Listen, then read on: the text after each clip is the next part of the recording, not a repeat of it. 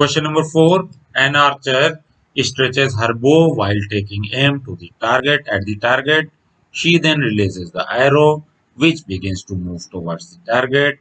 Based on this information, fill up the gaps in the following statement using the following terms. एक statement ये है कि एक Archer है, उसने अपने बो को स्ट्रेच किया खूब ज्यादा सा और उसके बाद टारगेट की तरफ एम करके एरो को छोड़ दिया। अब एरो जो है टारगेट की ओर जा रहा है। इस सिचुएशन से रिलेटेड कुछ क्वेश्चंस हैं और उनको आपको फिल इन द ब्लैंक्स को कंप्लीट करना है।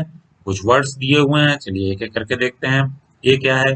टू स्ट्रेच द बो the Archer applies a force that causes A change in its.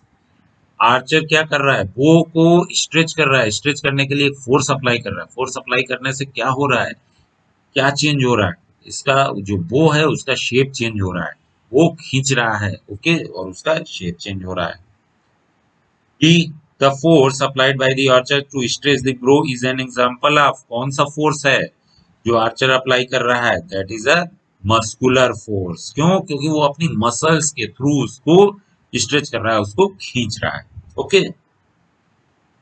The type of force responsible for a change in the state of motion of the arrow is an example of a contact force।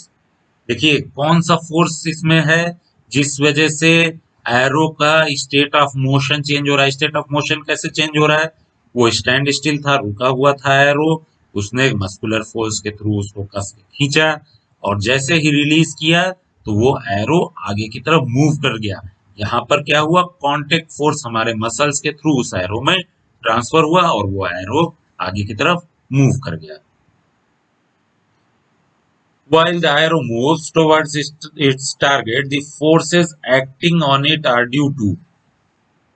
देखिए जब arrow बो से निकल गया तब क्या हुआ कि मसल्स के थ्रू एक फोर्स ट्रांसफर हो गया एरो में। अब एरो चल दिया एम की तरफ, तब उस एरो के ऊपर कुछ और भी फोर्सेस लग रहे हैं, उस एरो को रोकने की कोशिश कर रहे हैं। कौन कौन से फोर्सेस हैं? एक तो ग्रेविटी है, दूसरा फ्रिक्शन है।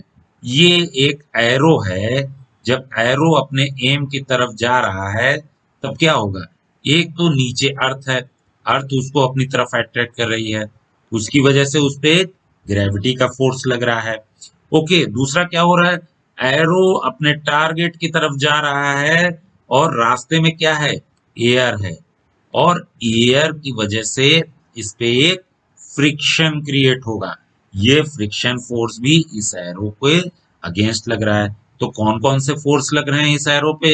एक तो ग्रेविटी जो इसको टुवर्ड्स नीचे की तरफ खींच रही है, एक फ्रिक्शन फोर्स जो हमेशा मोशन के अपोजिट होता है। मोशन एरो का इस साइड है तो फ्रिक्शन फोर्स हमेशा इसके अपोजिट इस साइड लग रहा है और इसको रोकने की कोशिश कर रहा है, ओके।